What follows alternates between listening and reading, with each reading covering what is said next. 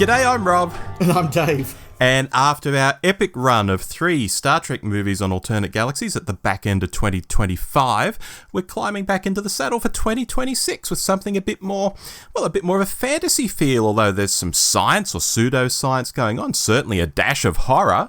It's the retro series, folks, that took us all back to the 80s, whether we were there or not at the time. It's Stranger Things. Dave, are you excited to talk Stranger Things? I am actually. It is 23 and a half hours since the finale of Stranger Things was released into the wild at the time we record. It would be, yes. It dropped midday on New Year's Day our time, and we're recording this just before lunch the day after. So we are definitely here for some very hot takes on Season 5 and the finale particularly, but we're mixing that with a very cold, chilled take on the rest of the show. Yeah, my sense is, we'll have the most to say about the final season, as that's the conclusion to everything, and it's what we've just seen, literally, and it's maybe what the listeners want to hear most about, but this is going to be a retrospective. There's value talking in all the seasons that led up to the denouement, and moments we liked or didn't, and characters and all sorts of things, as the first 4 seasons dropped before that. So, yeah, why don't we kick off with our 30,000 feet comment about Stranger Things? I think that Stranger Things is very worthy of the reputation it has as one of the big defining pieces of television in the streaming era. The fact that I've stuck with it for 5 seasons certainly demonstrates that I've enjoyed it.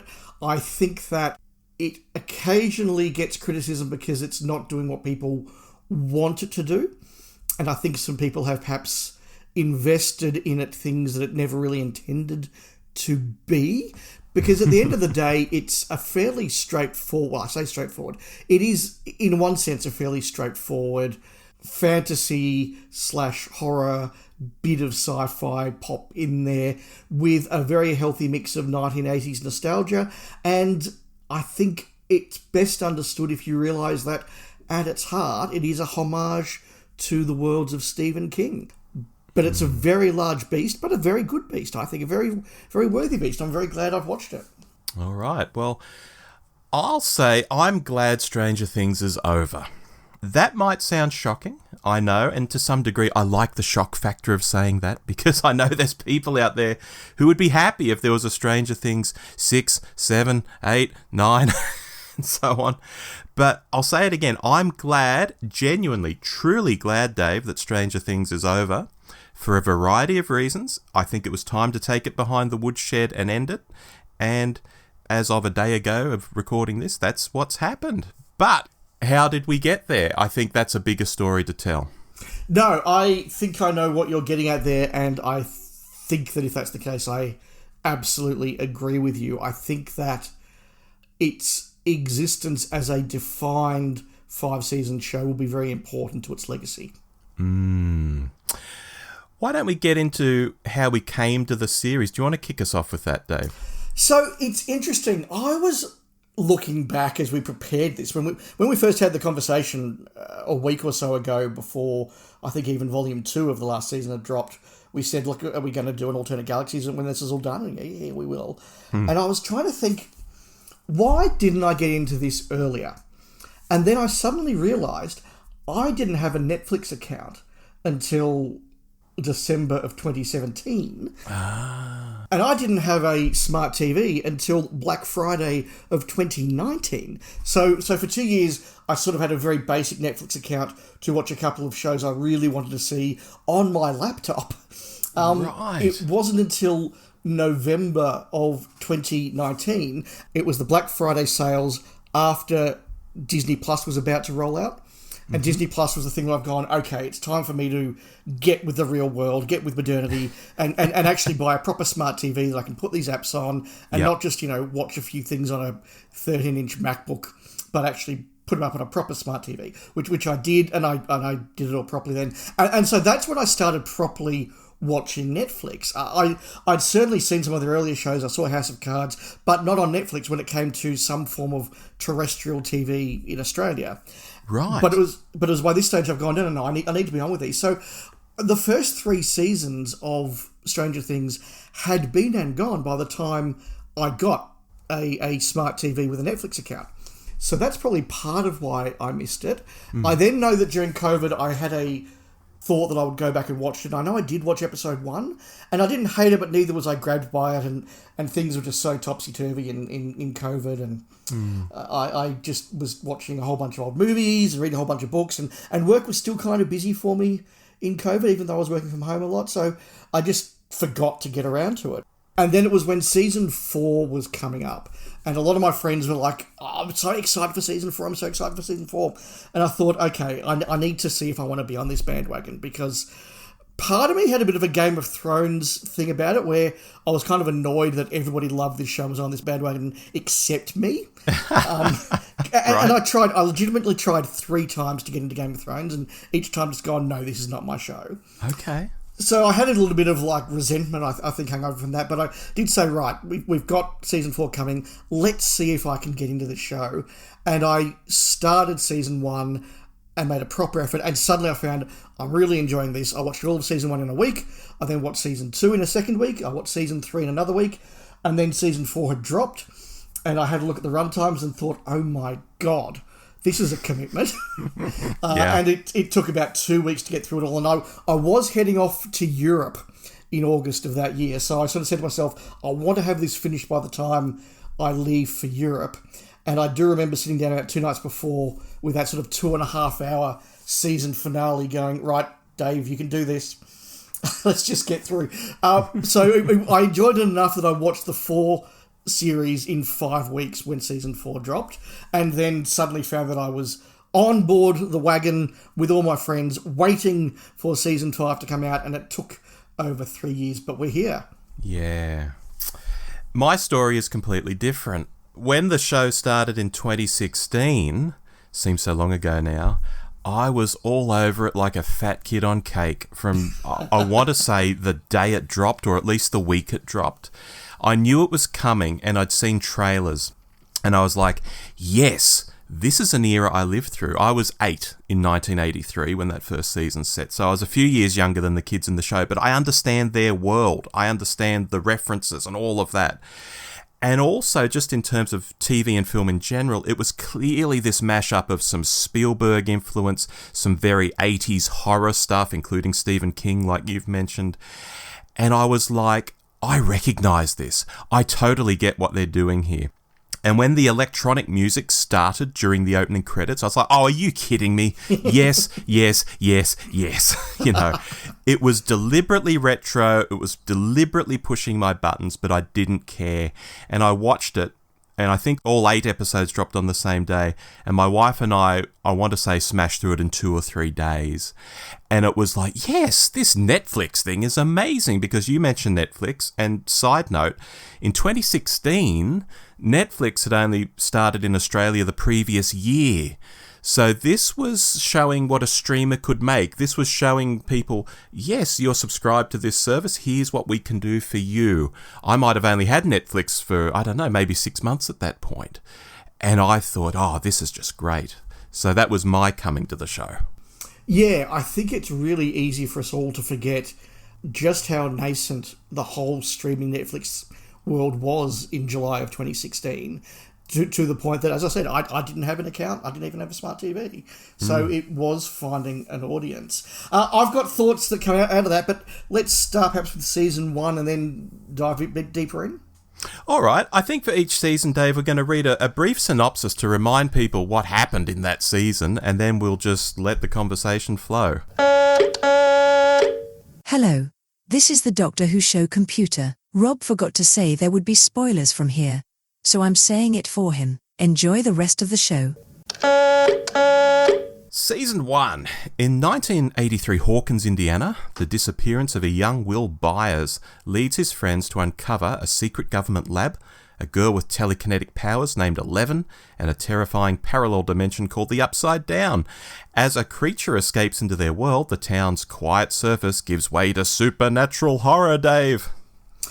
Yeah, so it's July 2016. Interestingly, this season cost $48 million, or about $6 million per episode, which is about 1/9 of what season 5 cost. Wow.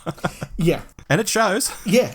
Look, I want to pick up something that you said first of all, which is part of that catch, that hook, that appeal that really came out in season 1. I agree absolutely with what you said about the opening titles. I've gone, yeah, okay, I get what they're doing, and I don't know what it is about that music and that look, but they've nailed it. Yeah. Now, you say that you were 8 in 1983? Yes. Yeah, I was 3. Right. So I didn't have quite the same hook into that time as you did. And I must admit, walking into it, one of the things I was a little bit wary of from its reputation was the whole, oh, it's got all this 80s nostalgia, because I've seen 80s nostalgia before, usually done for laughs. Usually it's like, hey, look, he owns a Rubik's Cube. That won't catch on. And I just thought, oh, I hope it's not going to be that. And to its credit, it absolutely wasn't. And whilst I can't say, I was wearing those clothes or listening to that music in 1983, because again, I was 3, there was a lot of the stuff in the setting that did resonate with me. And it was simple stuff like the type of plates they had, the colour of the chairs, that terrible 80s burnt orange was everywhere. Yeah. The sprinkler that they have on the front lawn, just that weird clicky sprinkler thing, I've gone, hey, I remember those. So, yeah, it was all those little things that did hook me in. Yeah, and for me, look, I was riding bikes. By 1985, I was playing D&D with kids at school. So how's that for another tie-in? So the timeline doesn't quite exactly line up. I'm thinking, I've lived this life. I would have watched the same cartoons as these kids. I remember getting up on Saturday morning and having cereal, all of that stuff. I was going to ask you exactly that question, because although I was young in 1983, I did live a comparable life to these kids. I started off when I was about their age, spending basically all my school lunchtimes with a group of friends in the library courtyard playing Hero Quest. There you go. Although, suburban Melbourne isn't a small town in Indiana, so we weren't spending our day riding around on bikes just for the sake of it. There definitely was, as I think many generations of kids have had, I don't know if it's still a thing, but that idea of once you've got a bike, it's like, hey, come over, great, I'll ride my bike to your place. Yeah. And if a third person says, no, come over to my place, the two of you ride your bike. There was that thing going on. And then I definitely remember when the friends I was playing Hero Quest with decided they'd grown out of it, and I hadn't, we'll come back to that later, I found some older friends at school who were a year or two above me who were playing Dungeons & Dragons, but also into Red Dwarf and stuff like that. So suddenly, I kind of skipped that growing out of things and into things era and just I'm just going to hang out with the older kids now and play D&D. So I definitely had very similar experiences as you did, even if it was displaced by 10, 12 years. Yeah, and so there's that sort of personal appeal, but I think the real secret sauce of season 1 is its simplicity, Dave. There is one missing boy, Will. There is one escaped experiment, 11. There is one monster, the Demogorgon. There is one shady government lab. One season with a clear beginning, middle, and end. It's just clean, everything works. The mystery escalates naturally instead of piling on lore to confuse and disorient the audience. All the character arcs land. Hopper gets redemption, Joyce gets vindicated, 11 sacrifices herself, and the Upside Down is just this creepy place because it's mostly suggested, it's not explained to death, you don't know how it works, and it's just scary. I think that's very, very right. But the other thing they do very well, as you kind of alluded to there, is although it's simple, it is built upon. And so you do get, okay, Will's gone missing and it's something very weird and scary and mysterious has made it happen. And then you discover Elle.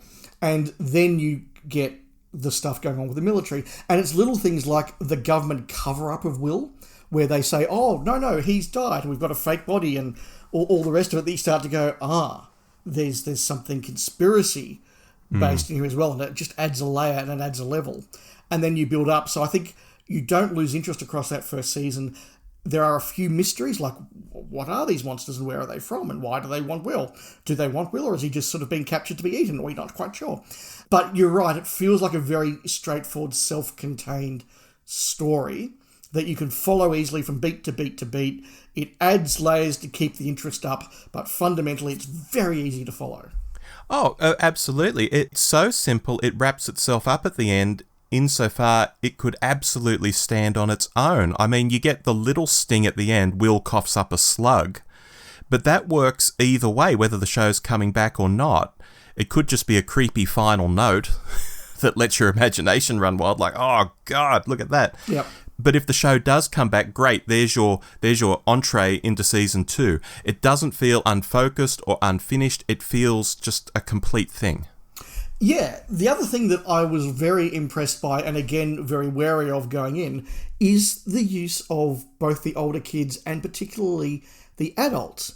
Because I think it's a bit of a cliche that when you have a mystery involving kids, there's always that thing of, why don't they just tell their parents? What do their parents think they're up to this whole time? Whereas Will's mum is an active character. The local police chief is an active character. Their older siblings are active characters. There are teachers that they actually interact with. And they're being told, no, you have to go to school. But Mum, I need to save the world. No, you don't go to school. Like, it actually does feel like they're in a full holistic world with adults, which is very different from most other dramas with kids as the protagonists. Oh yeah, there's an ensemble in play, and it's an ensemble that will get bigger and bigger over time. Yeah, and I think this is a point we will come back to as we get later on into the show. Which I guess then brings us to the big question, Dave. What happens when a show like that gets pretty popular overnight, when it becomes popular enough that Netflix goes, oh, cool, now do that again? For mine, it's where the trouble might start, so take us into Season 2. Season 2. A year later, Will struggles with lingering visions from the Upside Down as a larger threat, the Mind Flayer, begins influencing Hawkins. While Eleven searches for her identity and Hopper learns to be a father, the group fights to stop the spreading corruption and close the rift between worlds. Yeah, so Season 2 landed about a year later. October 2017. October 2017, which worked really well. There was a nice 12-month, 15-month gap for us as viewers, and in the world of the show, a year's passed too. It's now 1984, which is right in my wheelhouse, Dave. The kids are dressed as Ghostbusters for Halloween. Everyone's a little older. The plot shifts up a gear, and at the time, I really loved it, and I still do mostly. But this is where I think you can feel the show starting to change a bit, which is kind of inevitable, really. Yeah, that's another very good example of ways that some people latched onto the show and I didn't. Again, I'd aged a year as well, so now I'm 4. And I certainly didn't see Ghostbusters when it came out. I've tried to watch it twice since then. I don't think it's a very good film. How dare you! Sorry, it's not my kind of film, and I certainly don't mythologise the Ghostbusters the way many people I know who are 5 to 10 years older than me absolutely do. Including yours truly, yes. Yeah, including yours truly. So, like, I get the whole, like, oh, they're dressed as Ghostbusters, well, that's appropriate. But it's like, oh my God, they're dressed as Ghostbusters, I dressed as a Ghostbuster. So it's not quite that same connection for me. Right. I watched Season 2, obviously the week after I watched Season 1, as I said.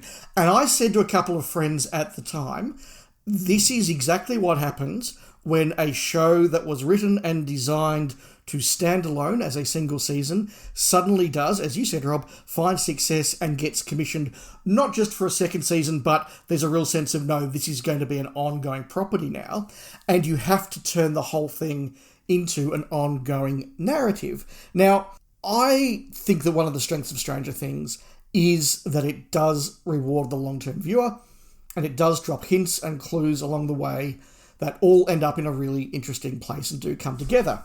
Do I think that Stranger Things had a full Joe Michael Straczynski Babylon 5 plan from day one of, we're going to drop this and then seed this and then this is going to pay off here? I don't think so. Yeah, I don't think so either. Do I think that it's more than George Lucas's, oh, they want to make another movie. Oh, I guess Luke's his son now, Darth Vader's his father. We'll do that. Like, I think it's somewhere between those two. I do think the Duffer Brothers had some idea of where they might take this all, but do I think that this was a 5-season plan before Season 1? No, I don't. And the way they've had to adjust Season 2 to be that, I think tells that tale. Yeah, and look, I think the more you have to explain a world as a show evolves like this is partly where some cracks appear in Stranger Things, because in Season 1, I mentioned the Upside Down is unknowable. You know, you barely see it. It's frightening because it's abstract. You don't know what it wants or how it works or where it ends. Uncertainty I think, does all the heavy lifting there. But in season 2, the Upside Down starts to get fleshed out. And once that happens, what is fear and uncertainty starts turning into lore, into facts, into tangible ideas, things that are harder to go back on or to retcon. In a funny way, and I mean, we're a Doctor Who show, Dave, so let's go with this. It's like how we talk about the first few seasons of Doctor Who under William Hartnell being the most imaginative and full of possibilities, because once you start explaining things like they do as Doctor Who progresses, the overall story starts getting carved into stone and you start limiting yourself in some ways. And that's kind of what starts happening in season 2 of Stranger Things, I think. I think that's a really good parallel because, for example, the Demigorgons in season 1 are kind of like the Daleks in the story of the Daleks. They're a really good monster, they're scary, they're creepy, they do what they need to do, and then we're sort of over and done with it. And you then, when the Daleks are successful, you can feel them suddenly trying to retcon, how do we make this one-off successful monster into an ongoing monster? And it's kind of still very hard to rationalise that first story with everything else that comes in later. And whilst it's not as hard here in Stranger Things, yes, you're right, there is that sense of, well, once you know where they're from, you've sort of locked that off. And in the same way as, well, once you know the Doctor's a Time Lord from the planet Gallifrey and the constellation of Kasterborous and he has 12 regenerations, you're then locked in. And Chris Chibnall might disagree. well, yes, sorry, you are either locked in or you do some retconning, in which case you upset a certain portion of the fan base. You're absolutely right. So yes, you do feel those changes happening. But all of that said, I still found season 2 a really engaging season. In some ways possibly more engaging than season 1 because of that sense that something a little bit bigger is going on. When we start to introduce the concept and then the visions of the Mind Flyer as a big bad, you start to go, okay, there is something perhaps holding this all together. Will now has a proper role, so you've now got that fully formed OG group. And I think there are some positives there. There are some negatives, though, but what are your thoughts on the season overall? Not as a technical thing, but as your feelings. My feelings are, as I said at the start, I'm favourable towards it. I really liked it at the time, and I still quite like it now, because it's the sophomore album. Isn't that what they call a group's second album, the sophomore album? Yeah. The budget's probably a bit bigger, the cast is settled, we start to learn a bit more about the world. It hasn't quite fully explained everything, so we're in a sort of a sweet spot, which is nice. You mentioned the Mind Flayer being the big bad in this season. Conceptually, I think it's a really cool idea. It's this massive, looming presence. But I think it's worth noticing how it operates. It doesn't have a personal motive. It's not targeting characters because of who they are, at least not yet. And compare that to the Demogorgon in season 1, which was the monster of season 1. It was stalking the kids. It was breaking into their houses. It was invading their space. I think that felt more intimate and more scary. In season 2, the threat, the Mind Flayer, is bigger, sure, but it feels less precise. So if I want to get critical about this season, I'm going to say the big bad maybe isn't as scary as the Demogorgon in season 1, even though it's bigger. I think one of the things that Stranger Things has to deal with across its whole run, and we'll particularly come back to this when we talk about the finale, is the balance between the abstract and the tangible. Yeah. And I think that that's sometimes a very hard thing to balance. And you see it here with the Mind Flayer. Is the Mind Flayer in abstract much more interesting sort of villain and concept, and you're like, how does this relate to Will? How does this work with the real world? Where's it from? What's it want? That's very interesting. That takes the show to a new level. But you're right, because it's not a tangible monster like the Demogorgon, you lose a certain amount of that immediate terror and threat. And so you do see, I think, a balancing of those two. And look, Dave, by the end of season 2, I think the show pretty much locks into a formula. We get the seasonal supernatural threat. Will is the barometer of how bad things are. 11 is the solution. Hawkins is always the battlefield. There's our formula. And to be clear, that formula isn't bad or it's not broken here. Season 2 is still impressive. It still works. As I say, I still mostly like it. But I think the concrete is starting to dry a bit on the concept as we get towards the end of that season. Yeah, I want to talk just briefly amongst this season about the role of the cast in the show, and I think that they are very fortunate that they did cast, for the most part, very good young actors who were able to sustain a series for 5 seasons, but also, for the most part, very likeable individuals that were able to sustain publicity and all that for the seasons. But it's interesting how, as you watch more, the personalities of the characters and the actors do start to blend, if not in the script, certainly in the mind. And interesting for me, I wasn't a particular fan of Dustin in season 1. I know he's a fan favourite for a lot of people, but not for me. And then in season 2, where he's the one who has that horror show cliche and trope of he's discovered a weird slug-like creature. So what does he do? He doesn't say to his friends or his parents, hey everyone, here's a possibly dangerous slug-like creature. What should I do? He goes and keeps it as a secret pet until it inevitably grows up to be something really bad and dangerous. And so I'm like, I thought this guy was a bit of an idiot in season 1. Now he's a confirmed certifiable idiot. As you watch more of the show, and particularly in the big break between seasons 4 and 5, you do learn more about these characters. And by this stage, I think Finn Wolfhard had started to be, at that moment, I don't know if this is going to last, but at that moment, the breakout character. He's the one that got cast in the movie versions of it. He's the one that would go on to be cast in Ghostbusters, and has probably had the biggest movie career of any of the kids. Yep. But Gaten Matarazzo went on to do some quite good and serious work on Broadway. And I listened to a podcast that he did with Michael Rosenbaum, my favourite Lex Luthor. And he's talking that. I'm going, this guy's a really cool guy. Like, he's a really down-to-earth good guy. He loves musical theatre. I love musical theatre. Maybe I've underestimated Dustin. And then I watched the episode 1 of season 5 and nope, Dustin is a dick.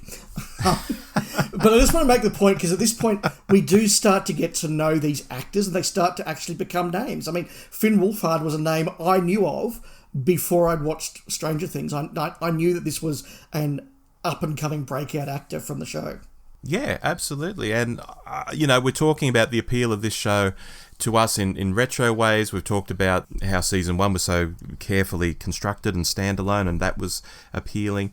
It can't be understated that the cast became very appealing, and a fandom sprung up around that cast, and a fandom doing what fandoms do, writing fan fiction, shipping characters, might become a bit of an issue later, and this cast just really appealed to people. People really latched onto them and had a favourite character. And we'll talk favourite characters at the end of the podcast, of course. For me, to summarise season 2, Dave, I'd say the show, it knows it's a mega hit. And once a show knows that, once it stops worrying about whether it, has to survive or not, I think the confidence can be a catalyst for things to go a bit off the rails, which is where season 3 comes in. So I'll lead us off there. Season 3, in the summer of 1985, Starcourt Mall becomes the town's new hub. The Mind Flayer returns in physical form, possessing townspeople as a secret Soviet operation is uncovered, forcing the kids and their allies to face loss, growing up, and escalating stakes. Dave. We've had nearly 2 years go by, because we're now in July of 2019 when season 3 drops. Having, I think, pretty successfully got through their difficult second album and transitioned to an ongoing show rather than a self-contained show, I think season 3 makes the correct decision, which is to be something different. This reminds me a lot of season 4 of Buffy the Vampire Slayer, where they've had 3 successful seasons of Buffy and her friends at high school doing a whole bunch of things that eventually end up with the high school being blown up, and they've all graduated from high school. And it says, right, we've had 3 seasons doing this thing, let's do something different. And they go and do something different. The kids all go off to university, they mix it up, they're not at school anymore, they're not in the library anymore, Charles isn't a librarian, etc., etc., etc. And that's a very jarring moment for the viewers, and it certainly was for me, although I've really come to love season 4 of Buffy as time goes on. Same thing here. I think they've gone, we did season 1, it was a thing, we then did that thing a bit bigger and a bit more complicated in season 2, but basically the same thing. we can't just be a one-hit wonder. We can't just be another variation of this within the formula. So they do mix it up. They have them all. They have a bit more focus on the older kids, and they've got jobs with lame uniforms. And suddenly we've got Russians because it's 1980s America. So, of course, there's Russians as baddies. And I think that it is a very jarring switch for the viewer the first time around. Yeah, I mean, in the real 1985, we were booing Ivan Drago, in Rocky, whatever number it was, Rocky 4, I think. We had a movie called Red Dawn a year earlier about a Soviet invasion of the US where the high school kids fight back. The Wolverines! I understand. Yes, Wolverines. I understand why they're going in this direction. It just fits, but it's also ridiculous. It's wildly implausible. It's really disconnected from the characters' lives, making it a bit cartoonish. So yes, this season comes back with everything dialed up to 11. No pun intended. There's neon everywhere. There's constant pop culture references. The comedy is way broader. Subtlety is gone, and Hawkins doesn't feel like an actual place in this season, Dave. It's like a theme park version of the 80s where everyone's shouting, "It's the 80s!" The 80s aren't just something in the background that makes us smile because we recognise the sprinkler or the colour of the lounge. It's like it's somehow part of the performance. One of the strengths of Season 3 is that by now they have well and truly worked out who the breakout stars are and who the breakout characters are and who their better actors are and who the audience loves more. So they do start to give characters like Steve, for example, a much bigger part of the narrative. And I think that works well. I think that it is very entertaining. I think looking back, the change in setting is important and it perhaps wouldn't have been as successful without it. But you're right. I don't think they quite know how to pull all this off. And at the heart of it is what I call the die-hardification of Stranger Things. Oh. Now, for those of you who've watched The US Office, there's a lovely little scene where Michael Scott is talking about Die Hard to some people, and he says the problem with Die Hard is that in the first movie, John McClane is just a normal, everyday cop who gets caught up in what's going on and has to use some pretty basic skills to get out of it and make it all work. And that's what the movie's about. By the time you get to sort of Die Hard 3, Die Hard 4, he's now this superhero that can jump and crash helicopters and has missile launches and yada, yada, yada. And I think you see a bit of that happening with Stranger Things by Season 3.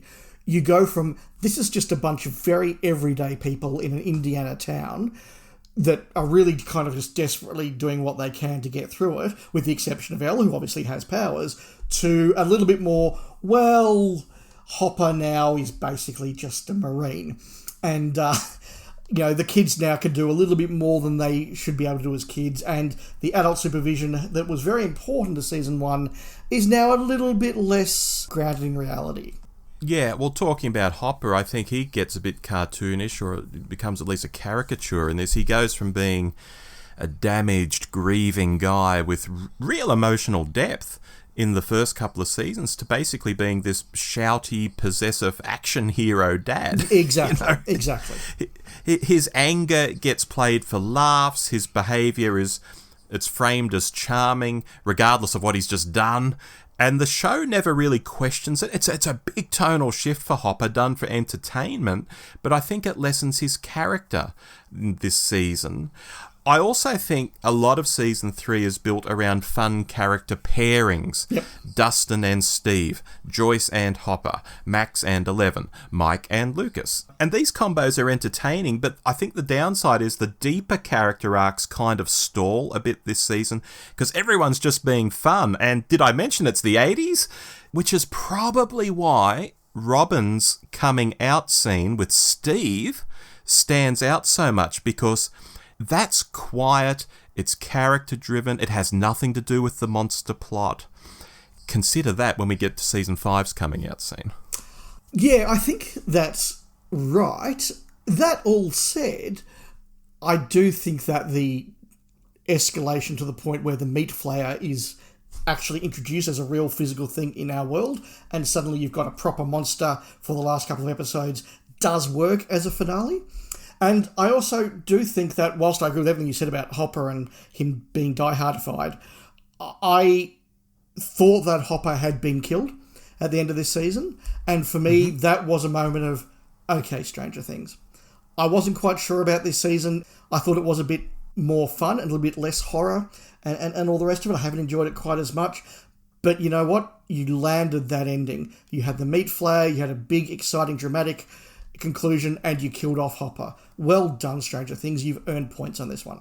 Oh, but they walked it back almost immediately, didn't they, with a scene, it's time to feed the prisoners, but don't feed the American. And it's like, oh, well, Hopper's been zapped to Russia. For some reason, I don't think I noticed that, because I do remember saying to my friends, I'm really impressed they killed Hopper. That's really, really strong. And then when he did come back about 20 minutes later into the next season going, well, that was crap. But I do think it's worth noting that for all of the talk about the horror and the death in Stranger Things, it actually didn't kill characters all that much, particularly in the first 3 seasons. And so, looking back, I'm not shocked. But at the time, I just thought it would go a bit further. The death of Billy is really good. I thought the death of Hopper would have been even better. Yeah. Well, you mentioned the Mind Flayer being back, except this time it's manifesting in the real world. The it's meat getting flayer. bits of... Well, yes, because it's taking bits of rats and it's taking people and it's building this body. Like, that's just full body horror, Yeah. Bodies as raw material. That's a great All of payoff. that looks amazing, Dave. I completely agree. And it's very in keeping with what Season 3 is. The issue is, though, that the Mind Flayer is just now there. It's a thing. There's no space left for imagination because it's right there. So it's impressive, but that Season 1 sense of dread and, ooh, what's out there, that's left the building. It's less like a nightmare in your head and it's more like a boss fight in a video game. But again, that's in keeping with what Season 3 is, I think. A boss fight at the end is the way Season 3 had to end. Yeah, it's exactly what I was saying before about the balance between the abstract and the tangible. And if you're going to go more tangible, you lose more abstract, and that has pros and cons. Even at the time, didn't quite see it as this is the Mind Flayer incarnate. I always did see it as this is the Mind Flayer building a body for itself that isn't still quite its final true form. Oh yeah, its consciousness is somewhere else. Yeah. So I saw it for what it is. And look, Dave, I think it does come together. It works. It's not bad. In fact, I think it's fun and slick and confident. But I think this is Stranger Things fully turning into Stranger Things trademark copyright. And it's not particularly surprising anymore. This to me was like ordering a Big Mac and knowing what a Big Mac already tastes like. I think that had I tuned into Season 3, or let me put it this way, had Season 3 been Season 1, I probably would have watched it but not been that desperate to watch Season 2. Okay. I just want to make a point that I think summarises everything that you have talked about, which is probably the most famous scene from Season 3, and the one that I had friends going, wait till you get to this scene, oh, you're going to love this scene, wait till you get to this scene, is the never-ending story moment, which I know a lot of people are big fans of, but for me, I almost swore, in fact, I probably did swear at the TV, because it summed up everything that you've just been saying there, Rob, in that we've got the big tension going, we've got the meat flayer stalking them in the car, we've got stuff going on in the base in Russia, it's all coming to a climax, and rather than actually solve the problem, we're now going to stop and have a moment of, hey everyone, remember the 80s, remember the never-ending story, well now your favourite character, Dustin, is going to sing that song. And I just thought, this is just stupid. This is everything I was worried the show might be. Yeah. In itself, though, I love that moment. I'm sorry. I even had that moment of, that's not how radios work. You can't both transmit at the same time. So I was getting quite worked up by it at that point. Oh, I think it's maybe time we step into Season 4. I think so. Season 4. Separated across locations, the group confronts their darkest chapter yet as a new upside-down villain, Vecna, preys on trauma and guilt. Past secrets are revealed, Hawkins is torn apart, and Eleven must rediscover her powers to stop a threat that blurs the line between worlds. Yes, so 3 years later now, we're in 2022, Season 4 shows up, and to me it felt like it was going, okay folks, sorry about Season 3, but in trying to fix it, I think it kind of swings too hard the other way and breaks some different things instead? So, Season 4 came out in 2 blocks, one in May and one in July of 2022. And whilst the May one was on, I was thinking I need to go and watch this show. And by the time the July one had dropped, I'd more or less caught up. And I think I saw the finale of Season 4 maybe a week after some of my friends had seen it. So I was catching up over that time and basically drew level with the rest of the world. For me, Season 4, and particularly the end of Season 4, is the moment that Stranger Things went from very good TV to I am an invested fan of this excellent TV. And I said at the time that some of the payoffs that we got across this season, particularly towards the end, were to me the best written and developed and foreshadowed and then finally paid off moments in an arc-based story since Babylon 5. I put it up there with that sort of a pedestal of going, yep, I've invested in 4 seasons here and I feel as though that has absolutely paid off. We are back to what this is doing really, really well, and I am now fully here for this show. Wow, okay. For me, after all that neon and joking around and cartoonishness in Season 3, I think Season 4 slams on the brakes. And this might be why you like it, Dave, because everything's dark, everything's slow, trauma sort of becomes the point. Yeah. And the show is like, no, this is a serious horror again, we promise. And that's where Vecna comes in. It feels like the writers realised they needed a villain who was personal again, someone who was actually targeting characters instead of another big cloudy evil god thing, a bit more demagogue and less mind flayer. And I think Vecna was both a great idea and a terrible idea at the same time. On the good side, he brings back that really uncomfortable, intimate kind of horror. Kids are alone in their rooms, they're stuck in their heads, he feeds on the guilt and the grief, and I think Max's storyline is probably the best thing the show's done since Season 1 in this season. I think all of that stuff. Yeah, that's very fair.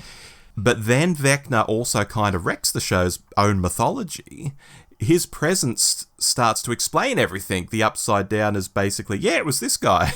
And suddenly what used to be cosmic horror, almost some Lovecraftian sort of thing, is now just like a almost serial killer with superpowers. And once we're told it was all Henry/1/Vecna, the Upside Down kind of felt less interesting to me. And of course, I know Season 5 will change that again, but I'm talking in the moment of just watching Season 4 at the time. I think your observation there is pretty accurate, both in what it is and also why it appeals to me. Because as long-term listeners of our podcast will know, I'm not a particular fan of fantasy. I didn't go down the Lord of the Rings path particularly. I've never been a Lovecraft fan, and Discworld and all of that stuff's just not of interest to me. So when this does move away from that and becomes a lot more government conspiracies and in-your-bedroom horror, I actually go, this is absolutely what I want. And as you start to get those deaths of characters sort of one after the other in this sort of increasing cycle across the season, and that eventually it's going to catch up to our characters, our kids, that's really, really good. But I think the introduction of Vecna is very important in improving the horror, and the introduction of number 1, who we discover later on in the season is Henry Creel, is also something that really just hooked me back in a really good way, because I'm like, what's going on here? Are we going to learn a bit more about the mystery? We're going to start to place the pieces together. And then when you get that moment that Henry Creel, number 1, Vecna are all the same person that have been created in Dimension X by the Mind Flayer, you go, I am so here for this. This has paid off really, really well. And I think everything that was introduced in Season 4 was a really good plus for me. Okay. As part of what I'm calling Season 4's apology for Season 3, it's also trying to be like 4 different shows at once. It's trying to push so much in there. You've got the horror in Hawkins, you've got this California pot-smoking road trip comedy going on, you've got a Russian prison escape movie, and you've got Eleven reliving her childhood trauma in the lab. And I just think Oh, pick two, guys. Maybe three, because I think three of those plots are fine. I maintain the Russian prison thing is absolutely stupid. But mashed together, I think they kill the pacing of this season, because characters disappear for entire episodes, emotional moments don't really land across the storylines, and the finale keeps stopping itself to check in with something else that's going on. It feels massive and bloated because this isn't a spoiler. It is massive and bloated. Ooh. A couple of things there I do agree with. I do agree with the fact that the cast of characters has now become bloated, and that is a problem for any television show. I do agree that some of the stuff in the Russia escape plot is ridiculous, and as I said, this is a further escalation of the diehardification of the characters. So I think they're both weak, but I didn't think it dragged it in any way, shape or form. I didn't think there was too much plot in the season, because I certainly know that when I sat down to watch each episode, I was not looking at my watch going, oh, I need to get through the end of this one. Even the ones that were well over an hour, in one case 2 hours, I had no problem getting through them. And there were enough twists and turns in each of those plots, particularly the Vecna Creel L one, that kept me going. But I really also liked the California plot, because I thought that brought us back to a big strength of season 1, which is that these are very ordinary kids who are now becoming very ordinary teenagers and having the sort of angsty, bitchy conversations that teenagers have, and getting back to that Stephen King coming of age part of the show, and I thought that was done very well, and I was equally engaged by the dynamics between Mike and Elle and Mike and Will, etc., as I was with the others. Okay. I just found having 4 sort of stories going on was just a bit too much for me. But I also think the ending, and this will be a controversial one, I think the ending is pretty toothless as well, Dave. You know, aside from Eddie, who we only got to know this season, so his death to me was nowhere near as major as if one of our leads had actually died. Max also dies, except she doesn't. Hawkins gets ripped open, but everyone just sort of shrugs and carries on.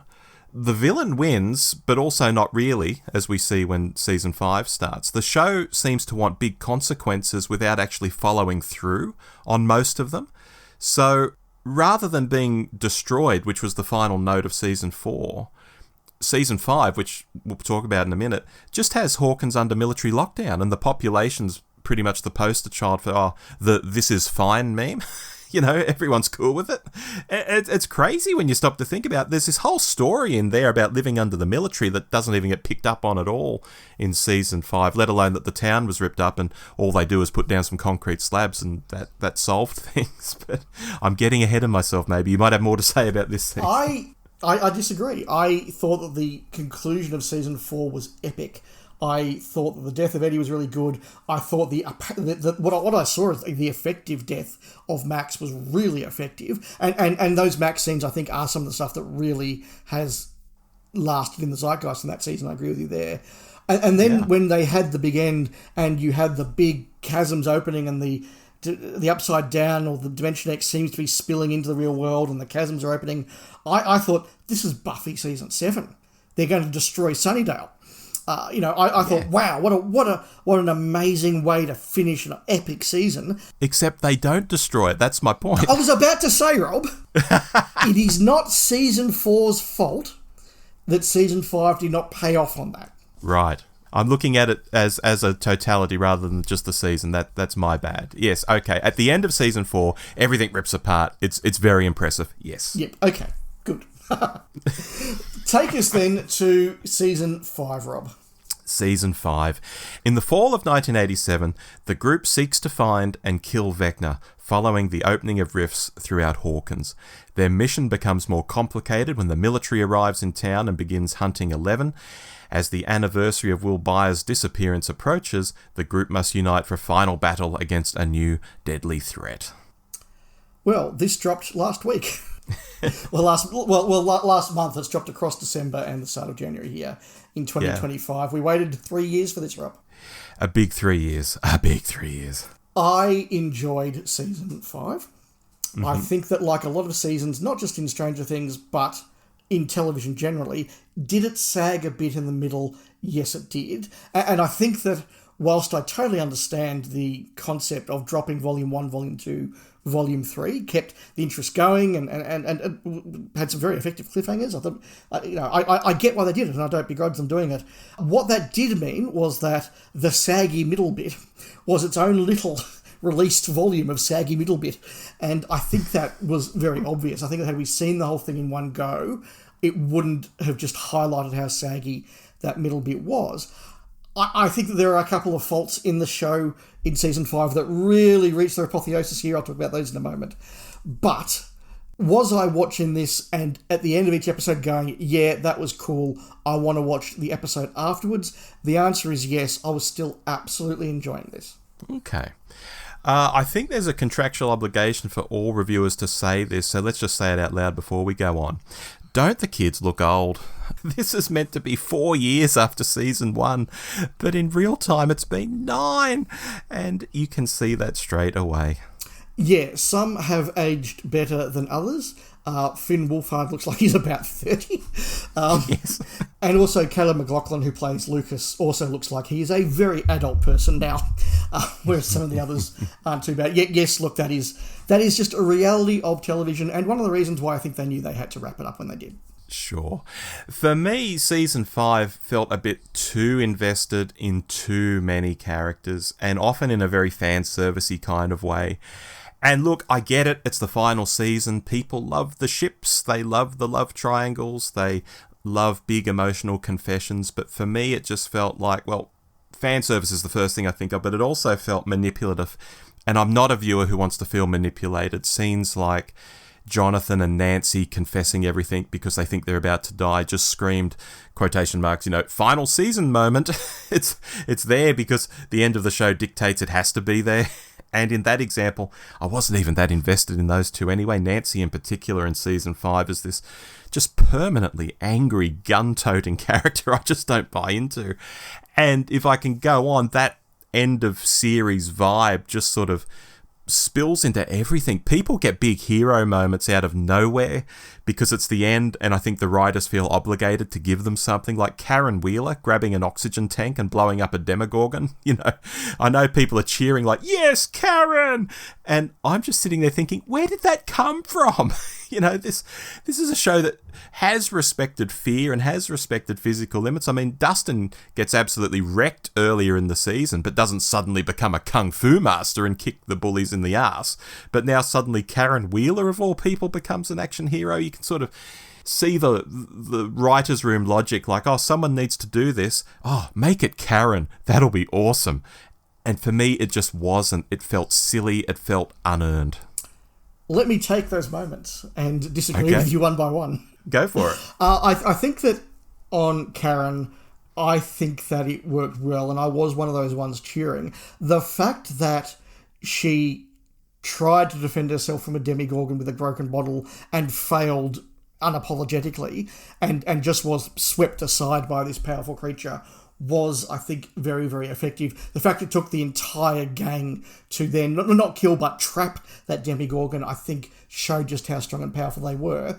And then it wasn't a fact of Karen suddenly had superhuman powers and was able to overpower the demidogs later on. It's that she did a very clever thing that anybody could do by basically jawsing the oxygen tank. I think was a very clever thing to do. I mean, she wasn't beating them up. She tried to that and failed. She was putting an oxygen tank in one of those terrible 80s dryers, and it blew up. And I think that is exactly what the show should be about. And I was like, yeah, great payoff. Because they do write and direct it all very, very well. So as they're having their Jurassic Park moment of cowering as the demo dogs get closer to them, I was sitting there just watching with my knees up on my couch just going, how do they get out of this? Oh, wow, how do they get out of this? And then I thought it absolutely worked. In terms of the unengagement, it was a very nice moment that was, I think, very well performed, and I enjoyed that moment. That said, I will absolutely agree that I think by season 5, the Duffer Brothers have got a little bit full of themselves in their writing, And there are a number of occasions where an editor should have come by and gone, this is a really nice scene. Can you cut 20% off it? I think that they should have done that with the unengagement. I think they absolutely should have done that, for example, with the moment where Holly and Max see Max's escape, and Max gets the moment of, so, thanks for your help, you're not coming with me. And then she has the big heart-to-heart with her whilst, like, this portal's about to collapse. Like, there were do I think those moments were lovely and really important and good personal moments that are part of the Stephen Kingness of this show? Absolutely. Do I agree that they needed to be chopped down by a quarter? Yes. Yeah, a lot of scenes either run a lot longer than they need to or exist at all when they don't need to. I think the pacing is really weird in some episodes when it feels like the plot is moving and then, two characters need to have a really heavy conversation. And I reckon, in all honesty, you could trim a third of season 5 and still have a perfectly understandable story with a much healthier sort of pacing. It was just a bit too heavy-handed in parts for my taste. Yeah. Yeah, look, I wouldn't go that far, but I do acknowledge the point you're making.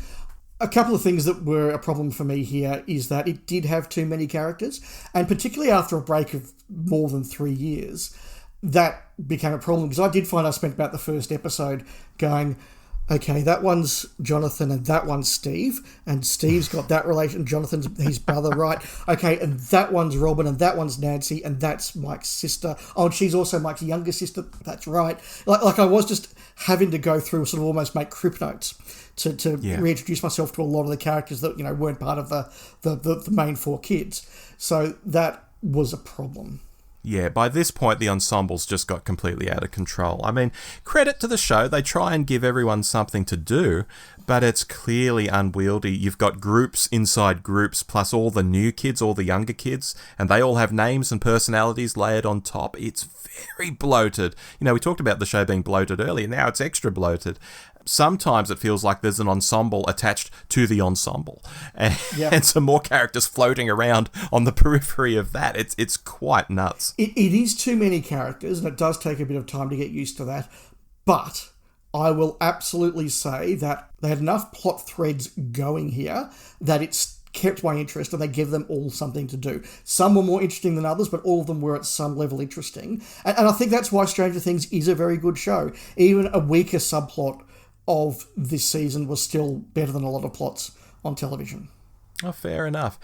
Even in this season, Dave, they're still messing with the mythology, which we touched on when talking about Vecna coming in the previous season. I mean, Dustin casually mentions that the Upside Down isn't an alternative dimension at all, but it's a kind of a wormhole, which is yet like another shift in what this thing is. Why would there be a copy of Hawkins in the wormhole if it's just a conduit to another planet? I don't get that. So the Mind Flayer, then Vecna, now back to the Mind Flayer sort of puppeting Vecna, who turns out he was like an innocent party who was possessed when he was given a chunk of, what was it? Was it the other planet or something?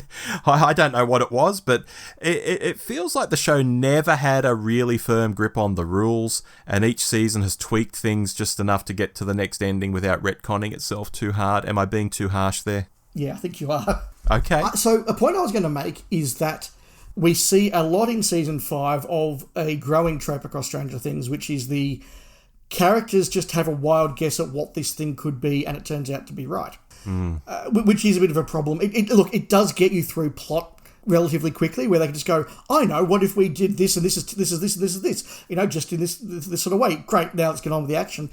I get that. But I think because up until Season 4, particularly, and then Season 5 more so, what we hadn't had was lore, we'd had guess.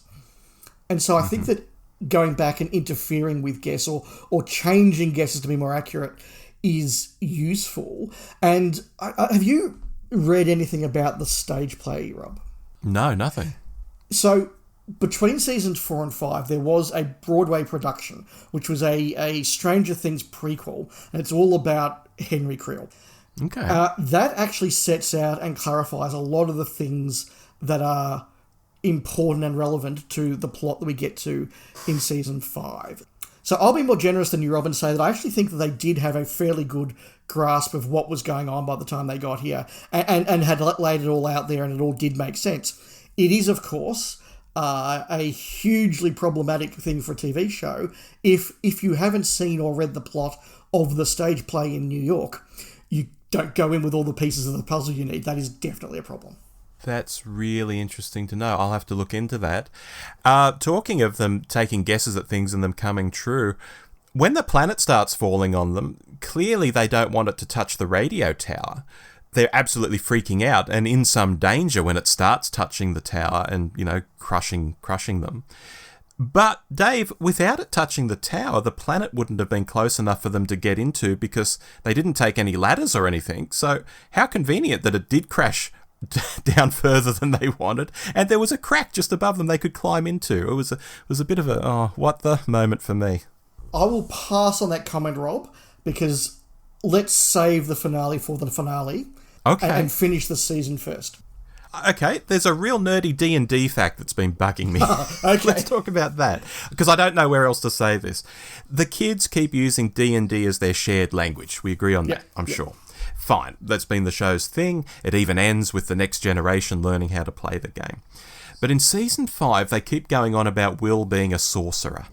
And that just doesn't track, Dave, because sorcerers didn't exist in D&D as a class until around the year 2000. My wife, who actually plays a lot of D&D, just rolled her eyes every time they said it.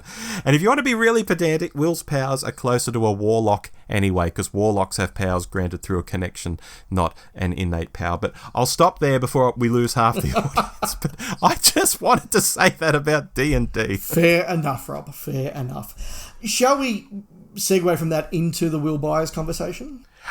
I think we've got to have it. What are your views, Rob? Well, Dave, I guess we're going to talk about him coming out, are we? Yes, that and the whole commotion around it. Okay.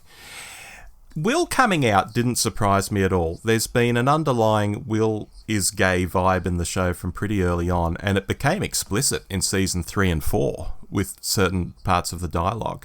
So the fact that some people were shocked by the reveal actually surprised me more than the fact they had a reveal, if I'm honest. No, absolutely. I can remember as I was going through the first couple of seasons and I made a couple of comments about Will. And a couple of friends said to me, oh, wait till you find out what they hint at in season 4. And I said, what, they're going to say he's gay? They're, oh, how do you know? I said, I know what queer coding is. I'm very well attuned to queer coding. And from episode 1, he's very, very clearly queer coded. So I made a prediction, I think at the end of about episode 3, I said, Will is going to turn out to be gay, and also Will is not going to make it out at the end of this series because the trope is that, you bury your gays at the end of the show. So, I know other people reached that conclusion later, particularly in season 4. I thought Will was clearly queer-coded from the start. I thought it was done very, very well, very, very subtly. It was there to pick up on. Apparently, yes, it was too subtle for some people. That baffles me, but so be it. Oh, it's gobsmacking, because they have an argument, Will and Mike, in season 3, where Mike says, it's not my fault you don't like girls. Yes. In season 4, Will talks to Mike about 11, and he says things like, oh, when you're different, sometimes, you feel like a mistake. He's using her as a proxy for him talking about himself. That was there. Yes. And Jonathan is literally looking in the rearview mirror going, yeah, I get this. I know what this is about.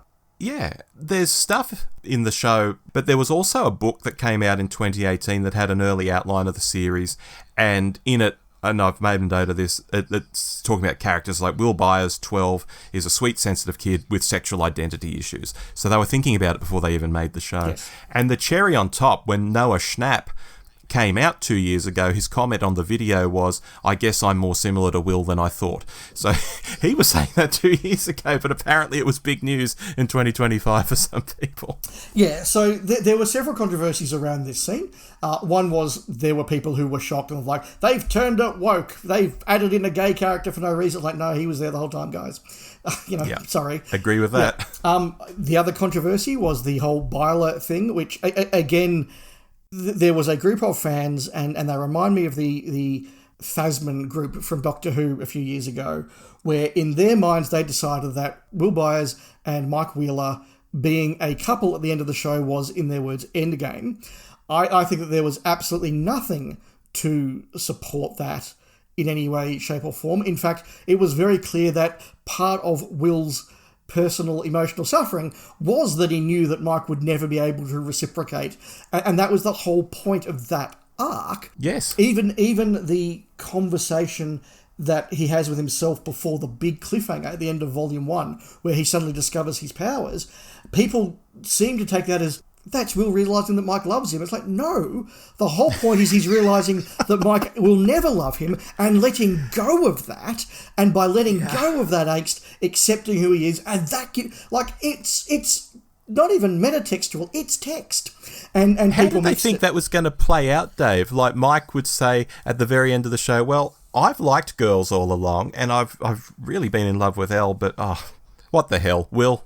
Let's go for it. Like, how was that going to work? Yeah, so that was a bit of a confected sort of crises that was ridiculous. And to make the broader point on that, Rob, as you said about fan service earlier in the conversation, the reality is if you have got a really big hit of a show that's been going for 4 seasons, you are going to get a very dedicated and invested fandom. And as we know from Doctor Who, as you know from Star Wars particularly, and many other genres, that isn't always a healthy thing. Yeah.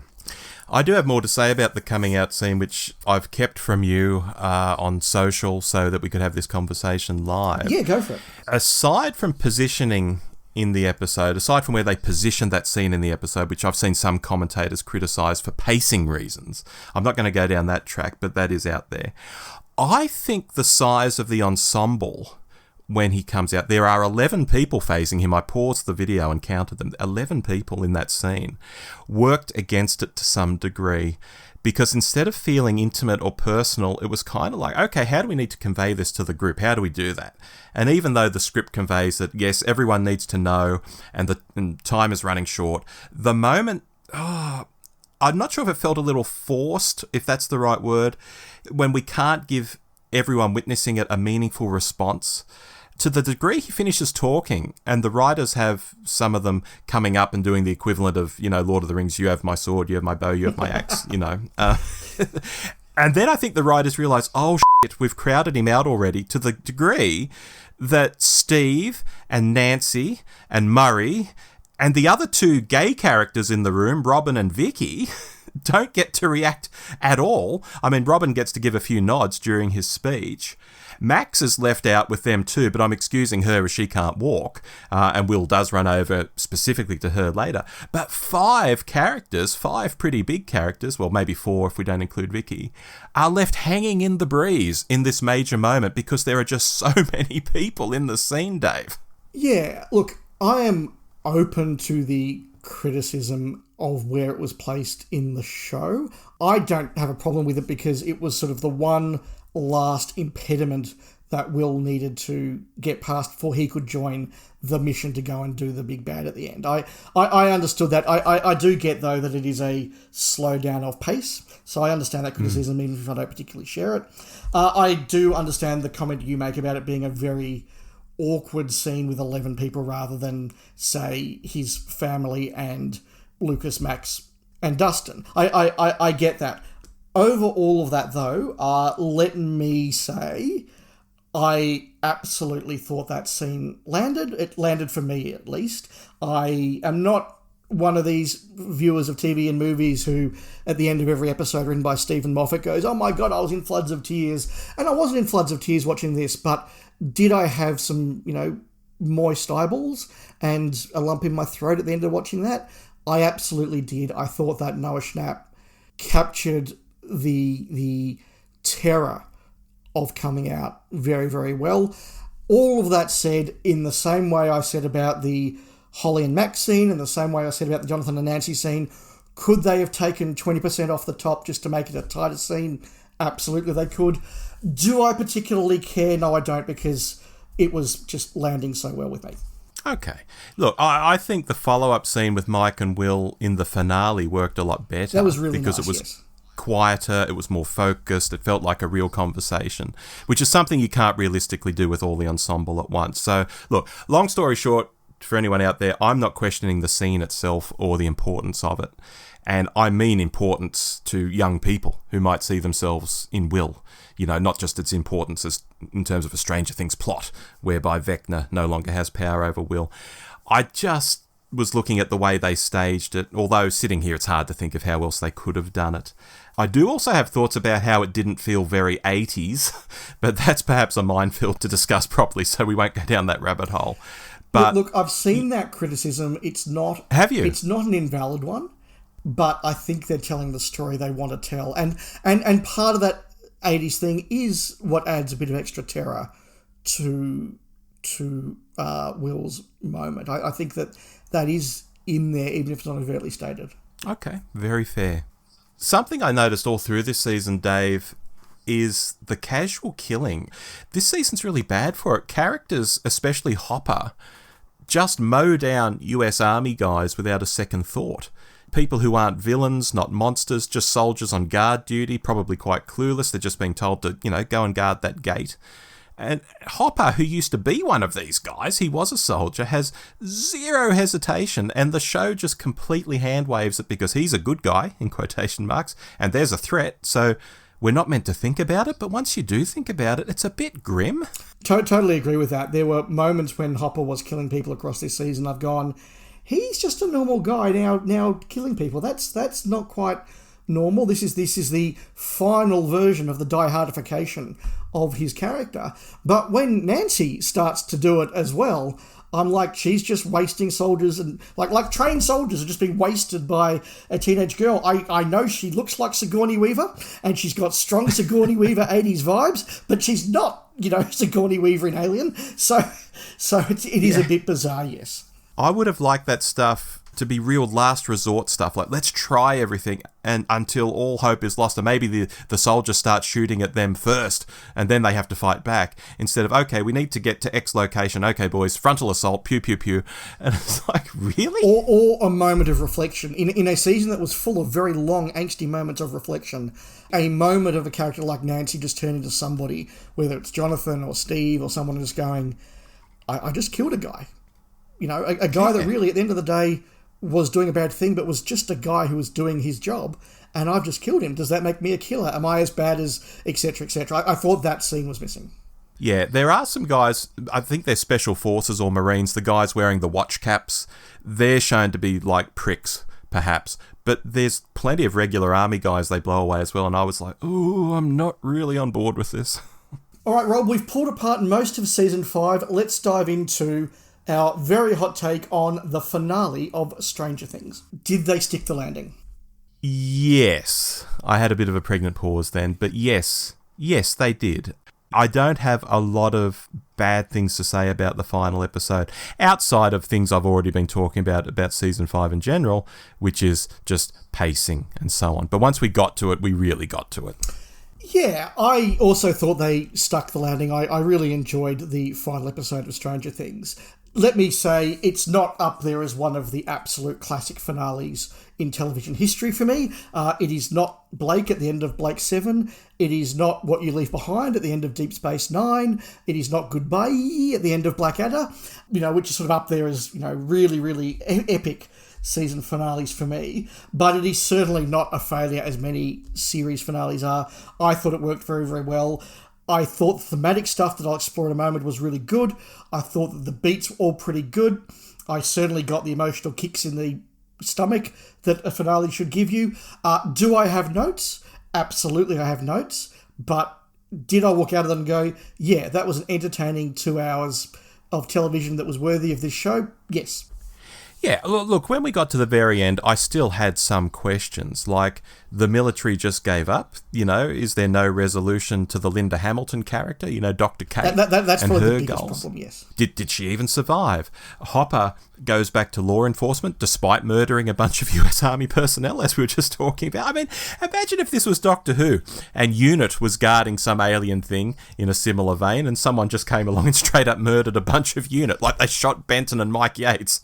We'd want them brought to justice, wouldn't we? Anyway, I won't go down that path. So look, I agree that is the biggest hole in the finale, but all the way along Season 5, I had a couple of friends to me saying, I don't get the point of the military. Why are they there? What do they want? And I said, well, because they want the weapon. They want the capability that Elle has. Kind of like in Buffy Season 4 with the Initiative. And they're like, I've never watched Buffy. So that wasn't very helpful. But I think that is a worthy analogy, because at the end of Season 4 of Buffy, when the initiative fails, there is that sort of sense of the government just coming in and going, this was all a terrible mistake. We know it was. They all went rogue. Let's just all agree no one will speak of this ever again. You go on with your lives. We'll go on with our lives. Salt the earth. Don't talk about it. I can squint and get my head to say that's what happened here. It would have been nice if Robin had covered that with a line then in her radio spiel. No, I don't disagree. It's a gaping plot hole. That's my headcanon. Okay. Mike's D&D flavoured story about a possible end for 11 I quite liked.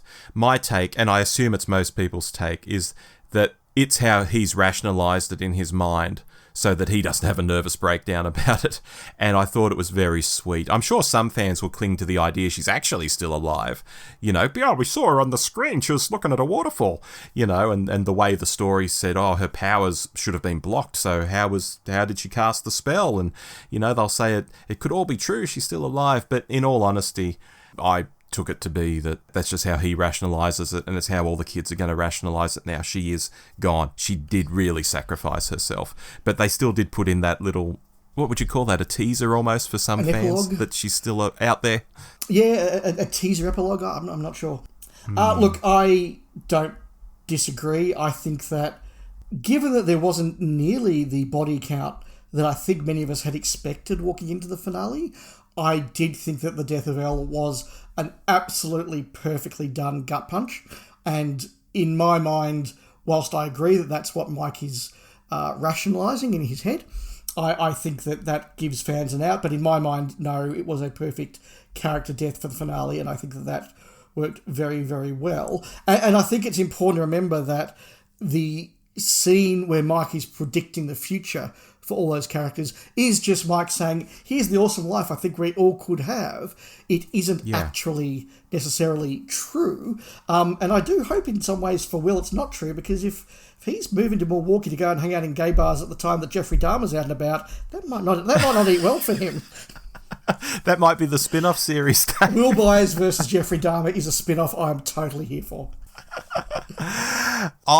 Talking of body count, when it was time to get out of the Upside Down and Hopper and Murray were standing on the top of the building with the explosives, I thought, oh, here we go. The two old blokes are going to blow themselves up and seal the rift. Yep. I thought that's where it was going. Yeah.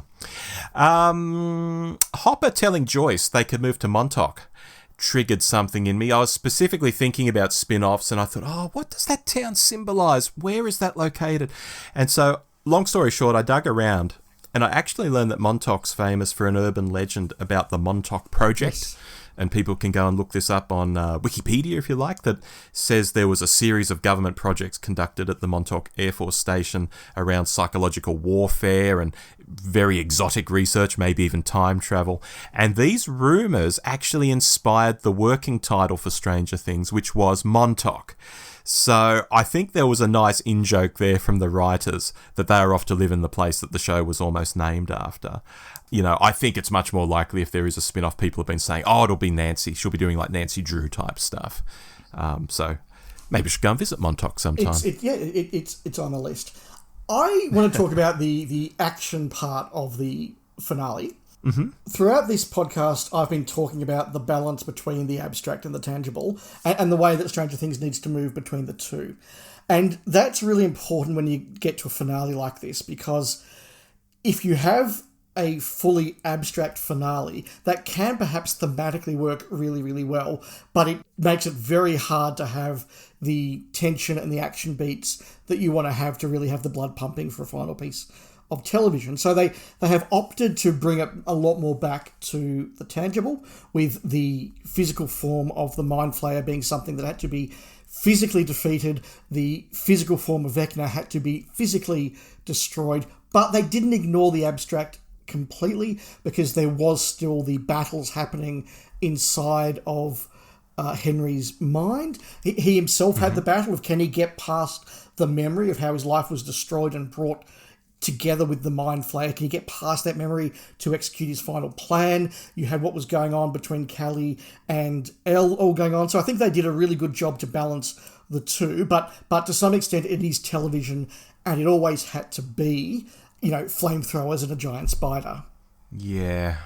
Did you think when they started going down that path of showing that Henry was an innocent in all of this and was kind of thinking about, how this all began, that they were going to go down the path of that he would have some sort of redemption, even if the redemption was to turn around and attack the Mind Flayer or something like that and just stop attacking the kids? Maybe it's Vecna who saves the day in the end. Did you think they could have gone there? Yeah, I totally did. And in fact, a very good friend of mine, James, and hello James if you're listening, because he may well, he actually, more than anyone I know, has gone down into deep dives into Stranger Things lore to the point he has actually read the script of the Broadway play and could tell you all about it. So, wow. He knows about this stuff. And his big theory going into season 5 was absolutely that it would turn out that Vecna is just another person being manipulated by the Mind Flayer, and it'll turn out he's as much a victim as they are, and that'll all be part of the ending. So he absolutely thought that was live and had shared that theory with me, and I thought that it was valid. Nailed it. Yeah, and then they had that moment. I was like, oh, they're going to go it, they're going to do it.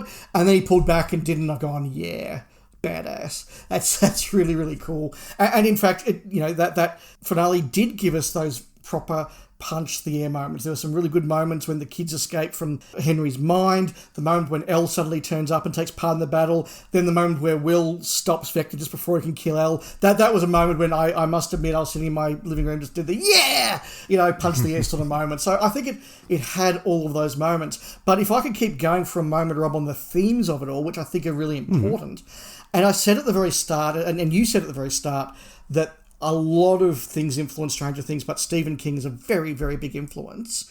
I absolutely saw that final battle between Spider and Mind Flayer and thought this is the final form of It in Stephen King's It. And in fact, the moment where the kids get under it and start smashing the eggs or whatever it is, I thought that's the moment in It where the kids take out the deadlights to kill it.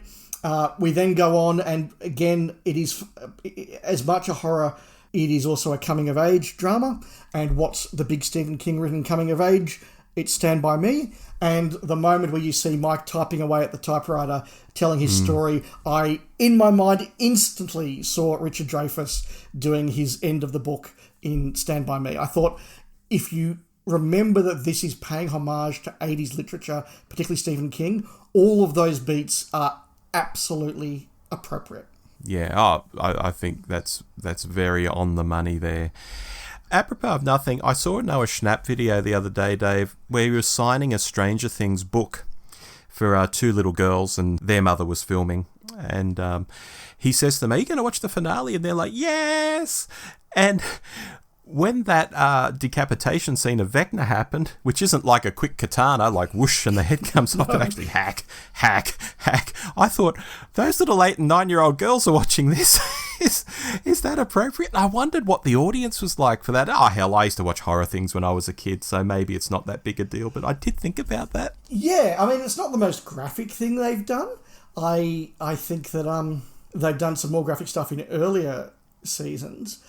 But yeah, that was a pretty full-on moment. And I certainly read it as the moment when Vecna turns his head and sees Joyce. He did recognise her. I don't think she recognised him because he doesn't look anything like he did when they were at school together. But I think he did have a moment of like, I remember you. I hated you at school. What? Yeah, very cool. There was a lot of very cool stuff in here. I, however, was very surprised when they had seemingly killed Vecna, seemingly killed the embodiment of the Mind Flayer. They detonated the bombs. They were about to get out of there. And I saw there was still about 48 minutes left. And I thought, okay, nice one, Duffer Brothers. I get it. I'll just sit here and quietly wait for the rug pull. You haven't fooled me. Well done. And as it went on and on and on, I thought, this is just a very long epilogue. They are doing a rug pull. The moment when Mike had the flashback and saw the power zapping speaker things, I thought, this is going to be the key that this is rug. No, it was just him remembering. I probably wouldn't have had quite that ratio between actual resolution of the plot and epilogue, but I get they wanted to give everybody a nice long goodbye. But yes, I did, rather than really investing in that goodbye, I spent about the first 2/3 of it going, I'm waiting for the rug pull. Something bad's about to happen. Oh, no, it is just them saying goodbye. Yeah, when he was talking about those speakers, and he's like, and so she shouldn't have been able to cast the spell, but she was a very clever magician. And I thought, oh, next thing a portal will appear and Elle will pop out of it and go like, hi guys, got any egos? I was thinking, oh my god, if that happens, that will be actually a terrible ending. Millions of fans will love it, but it will be a terrible ending. The fact they didn't do it plays into why I think they stuck the landing mostly. Yeah, I think that's absolutely right. I think it was good to give those characters all a good moment. I think the Hopper Mike moment is a really lovely one, and one that was very important to all those characters. I think it was good that the older kids got their own little goodbye. And I certainly watched that as a cynical 40-something and went, I know you're going to say you're going to get together one day a month for the rest of your lives, but the first one will happen, second one might. After that, someone will say, I can't make this one. Then two people can't make the next one. Before you know it, let's just do it once a year. And then I haven't seen you in a long time. Yeah, I certainly have friends like that for sure. Dave, right at the end as the credits came on, it just continued to push the nostalgia buttons. You know, on comes David Bowie, the ultimate, I think these days, rebellious but safe musical artist to use, because no one dislikes Bowie, so you just put Bowie on the soundtrack and everyone goes, ah. You know, and those drawings of great moments from the series done in a sort of a D&D handbook style, I was just like, yeah, that's pretty nice. Yeah, it did punch all the right emotional buttons as it went on. Basically, from the moment of Elle's death through to the final credits, as you said, it was just sort of a gentle kick, one after the other. I really appreciated that. I liked those moments. I liked the idea that Mike goes and becomes a writer and turns this into a D&D playbook. I think that was a really lovely sort of idea. I love the imagery. And yes, I thought that was a very good choice of music. In fact, I thought that the music for the finale was all pretty good. And I'm not somebody who has nostalgia for 80s music. Like, there's some 80s music I absolutely like, but none of it was played in Stranger Things. I was jumping out of my seat, like when Max is skateboarding and Here Comes Your Man by the Pixies comes on. I'm like, Jamie, Pixies. Later, there was the Cowboy Junkies version of Sweet Jane. I'm like, it's the Cowboy Junkies. You know, these are all albums I own. Yeah, so whereas I was very excited. Whereas almost none of them, in fact, I don't think any of them across the entire season were albums that I particularly owned. And in fact, right. You know, I can remember when that Kate Bush song sort of took off after season 4, and it was like, oh, don't you think it's awesome? I was like, no, I remember Kate Bush. I didn't like her at the time. I still don't like her. just not my thing. A couple of very brief points that we should mention here. I've been doing a bit of a Buffy watch as we've gone on across this. Not only did we have the military and that sort of initiative style end to that plot there, Vecna's death, very, very much like the Ancient One at the end of season 1 of Buffy.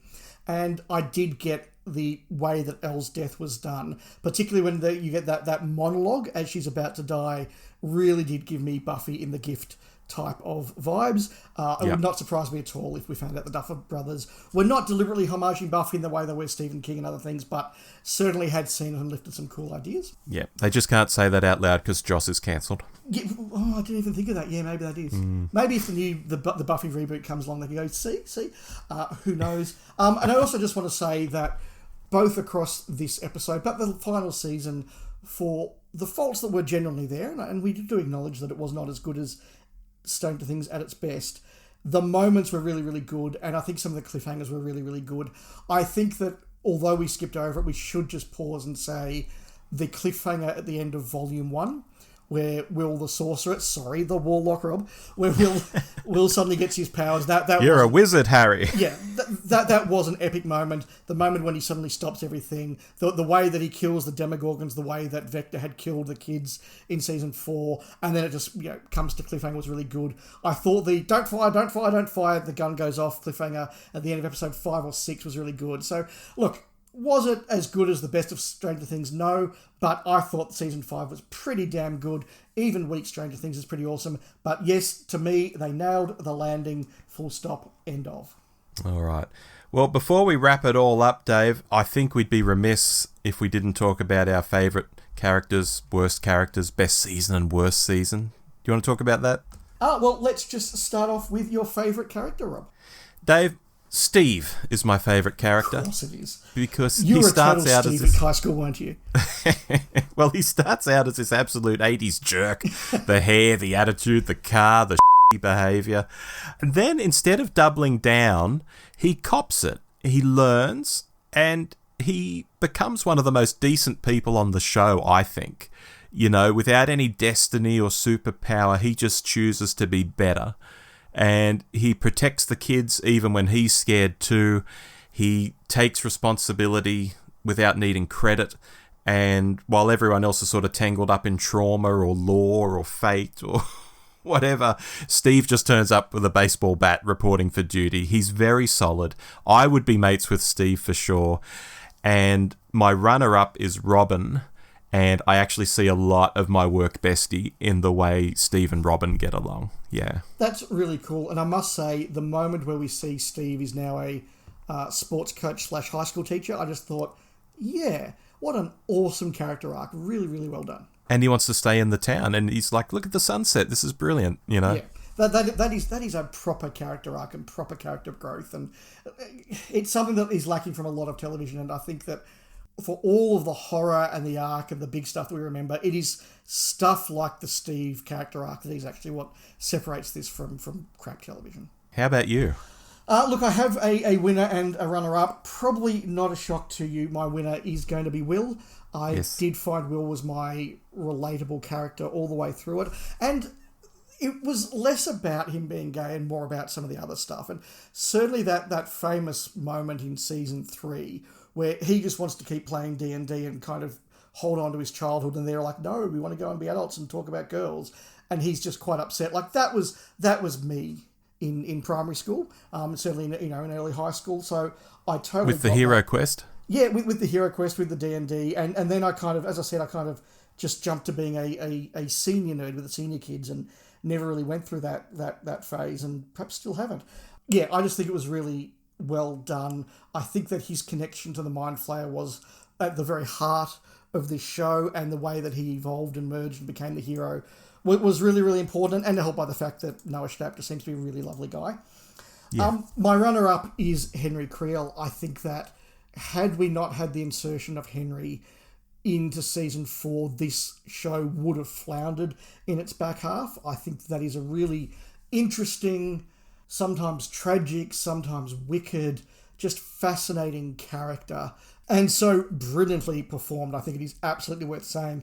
And some of the creepier stuff in this show, never mind about the body horror, but the way that Henry, as Mr. Watson, was grooming those kids in a not remotely subtle analogous to, the grooming of kids for, paedophilic reasons, was just horrific. The way that he inveigles himself in there, if you don't do what I say, your friends won't like you. If you don't do what you say, I'll tell your parents. Like, it was just, it wasn't particularly subtle, but it was very, very well done, and just a highlight, I think, of the back 2 seasons. Yeah, the big bad needed to have a personality, a front man, and that was perfect. Agreed. It absolutely was. Worst character, I will say Jonathan, who starts off as this quiet, brooding kind of guy. He's an outsider. He's a bit haunted, but he makes references to new music in the first season, and it's always bands I like.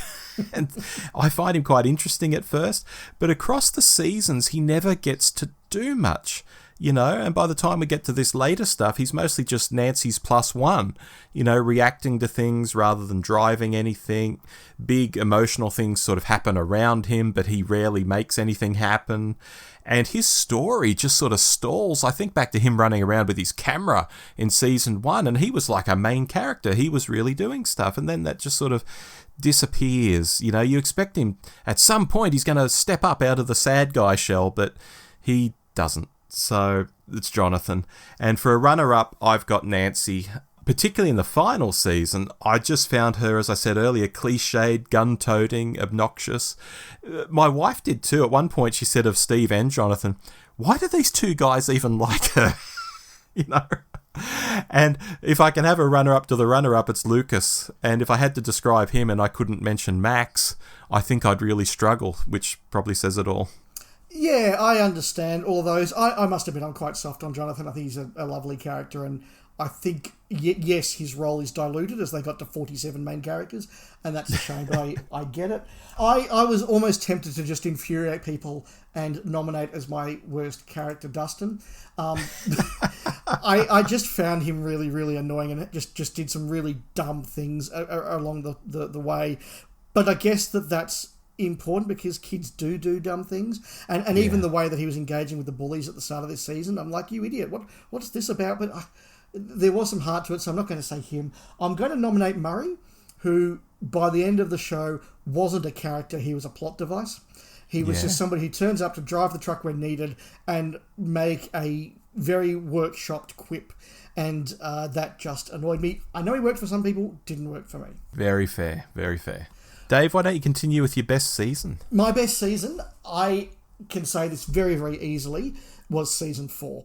This is where the show really came together for me. It's where all the different threads and themes came together. It's where the arc paid off, frankly, more there than it did in season 5. This was to me where I've gone, this is Babylon 5 levels of storytelling and character and drama, and I really, really like it. As much as I'm very fond of season 1, and that would be the runner-up for me, it is season 4. Okay. It might feel cliche, but season 1 is still my favourite. It's tight. I thought it might be from the way we were talking. It's self-contained. It's balanced. Just enough mystery. Just enough character work. All the stuff I've mentioned earlier. It's just lightning in a bottle, Dave. It's the one where everything clicks. No, as I said, that was my runner-up. That's very, very fair and reasonable. Rob, I don't think I'm going to be surprised by your answer, but your least favourite season? My least favourite season is season 4, Dave.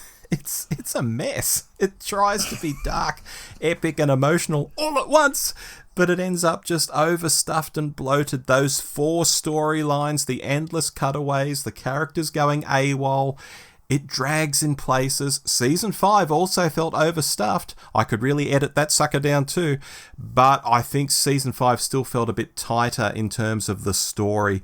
They weren't sort of split off into 4 distinct stories. So for me, it's season 4. It just got a bit too big for its britches.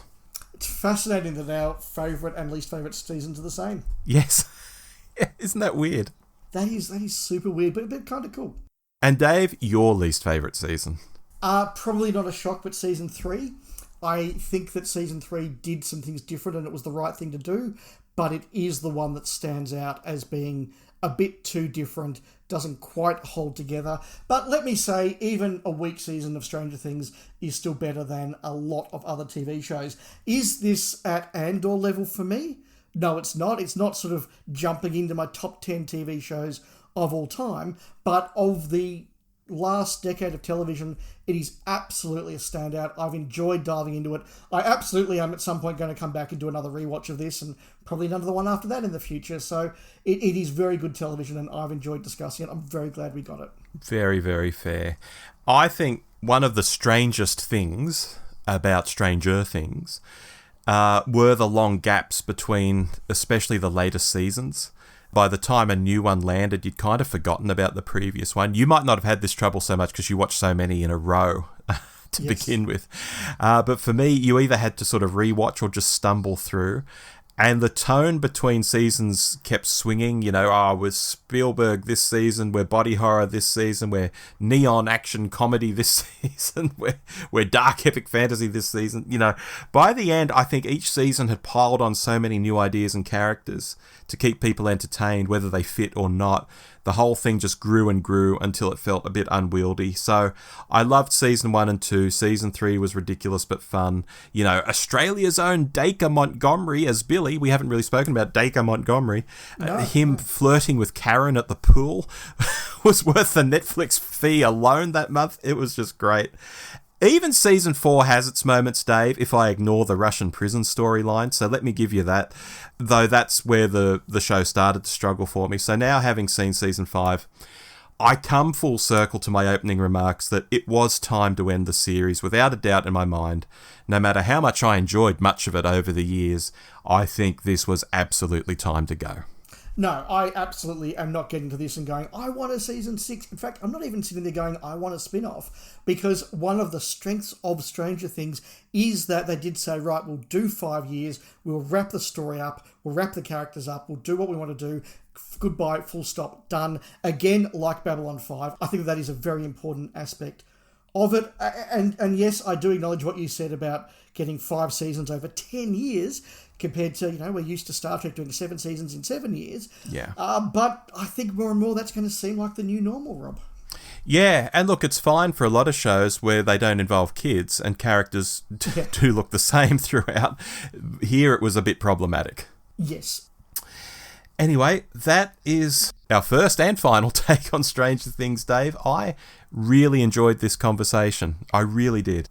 No, me too. We've gone, I think, longer than any of our other Alternate Galaxies, which I think both shows that we had a lot to say, but that the show was worthy of a long and involved conversation. If you are just here for our Stranger Things material, please do have a look at our feed. If you like Doctor Who, there's a lot of content there, but there's also stuff on Star Trek, The Lord of the Rings, other TV series, Star Wars. Check it out and maybe stick around.